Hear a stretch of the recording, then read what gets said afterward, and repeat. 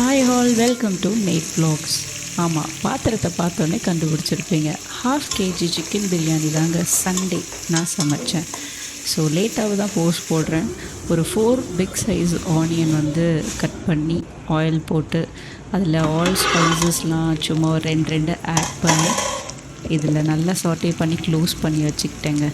So ஒரு 5-6 பச்சை மிளகா போட்டுக்கிட்டேன். நம்ம காரத்துக்கு ஏற்ற மாதிரி தான். ஸோ அதுக்கப்புறம் அதே மாதிரி ஒரு 3 to 4 டொமேட்டோ எடுத்துக்கிட்டேன். ஸோ அதுவும் நல்லா மூன் ஷேப்பில் கட் பண்ணி அதையும் வச்சுக்கிட்டேங்க.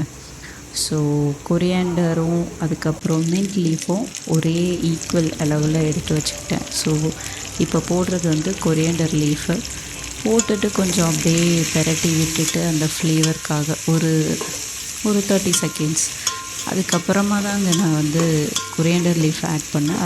இதே மாதிரி தான் சாட்டே பண்ணிகிட்ருக்கேன்.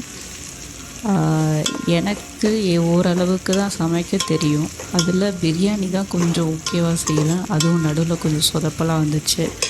ஏன்னா நான் முன்னாடிலாம் குக்கரில் செய்வேங்க. இப்போ தான் நான் இந்த மாதிரி பாத்திரத்தில் செய்கிறேன். ஸோ கொரியாண்டர் லீஃப் போட்டு அதே மாதிரி ஒரு 30 செகண்ட்ஸ்க்கு வதக்கிக்கிட்டு இருக்கேன். பக்கத்தில் பார்த்திங்கன்னா நான் ஆல்ரெடி 1/2 kg ஒரு டம்ளரில் மெஷர்மெண்ட் எடுத்து நான் ஊற வச்சுருக்கேன் அரிசியை. ஸோ இப்போ நான் என்ன பண்ண போகிறேன் அப்படின்னா டொமேட்டோ எடுத்து ஆட் பண்ண போகிறேங்க. நல்லா பெருசாக தான் கட் பண்ணியிருக்கேன். ஸோ அதுவும் நல்லா வதங்கட்டும். அதுவும் நல்லா மூடி போட்டு க்ளோஸ் பண்ணி வைக்க வேண்டியது தான்.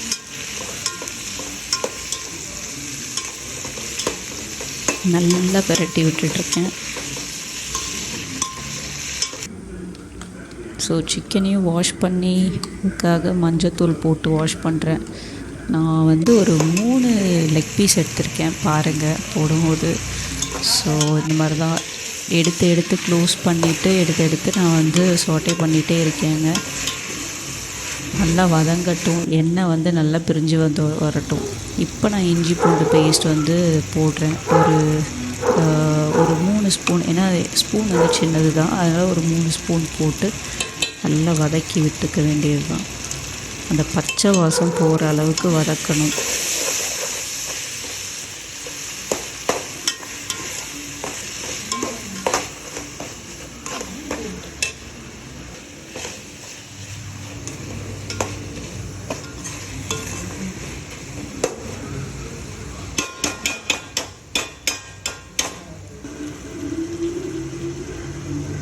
நல்லா வதங்கிக்கிட்டே இருக்குது. நல்ல ஃப்ளேவர் வருது.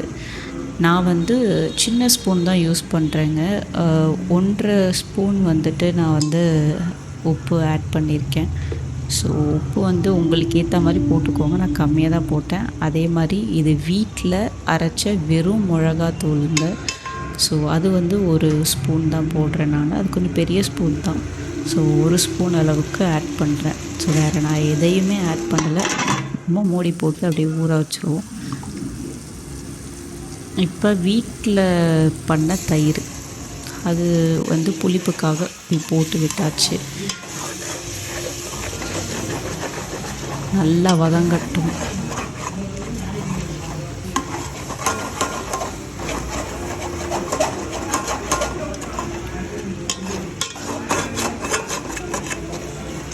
நான் அடி பிடிக்காமல் இருக்கிறதுக்காக கொஞ்சம் நல்லா அப்படி பண்ணுறேன்.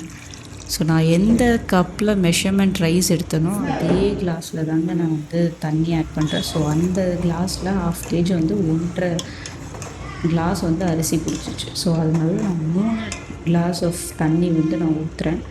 தண்ணி நல்லா கொதித்து மூடி போட்டு ஒரு 5 நிமிஷம் கொதித்ததுக்கப்புறம் நான் சிக்கன் போடுறேன். பாருங்கள், 3 லெக் பீஸ் போட்டுட்டு கொஞ்சம் போனி உள்ள சிக்கன் ஆட் பண்ணியிருக்கேன். 1/2 kg தான்.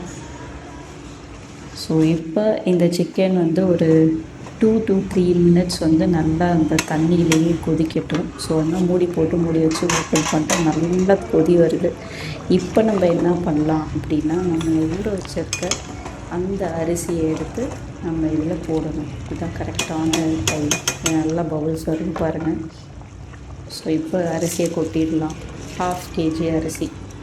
ஸோ நான் ஒரு 40 மினிட்ஸ்க்கு முன்னாடி ஊற வச்ச அரிசி. நல்லா கொதி வருதுங்க. ஸோ நல்லா கொதி வந்தோடனே இந்த மாதிரி நான் தோசைக்கல்லை வச்சு நான் ஒரு ஃபாஸ்ட்டாக வந்து வச்சுக்கிட்டேன். ஃபஸ்ட்டு 5 மினிட்ஸ், அப்புறம் ஸ்லோவில் ஒரு 10 மினிட்ஸ் வச்சுட்டு அப்புறம் ஓப்பன் பண்ணேங்க. பிரியாணி ரெடி. வாங்க எல்லோரும் சாப்பிடலாம். நான் பண்ணதில் ஏதாவது மிஸ்டேக் இருந்தால் எனக்கு கமெண்ட் பண்ணுங்கள். உங்களுக்கு பிடிச்சிருந்தா லைக் பண்ணுங்கள், சப்ஸ்கிரைப் பண்ணுங்கள் நம்ம சேனலை. டேக் கேர், பாய் பாய்.